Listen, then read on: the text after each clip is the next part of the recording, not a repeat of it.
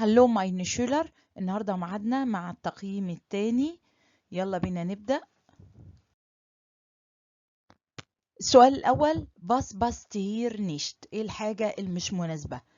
عندي نمرة 1 هوند، تليفون، كاتس، إليفانت.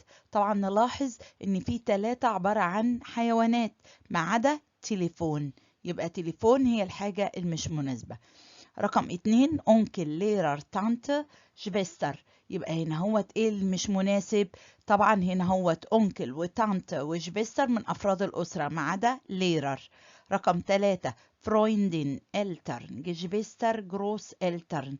طبعا نلاحظ ان في 3 عبارة عن كلمات جمع معايا ومن أفراد الأسرة اللي هم إلترن وجشفيستر وجروس إلترن. طب إيه الحاجة المختلفة؟ فرويندين.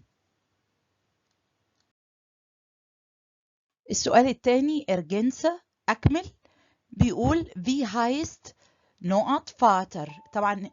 طبعا هنا الإجابة ماين فاتر هايست شولتز. ده هنا على أدوات الملكية. طبعا لما ألاقي ماين يبقى السؤال بداين.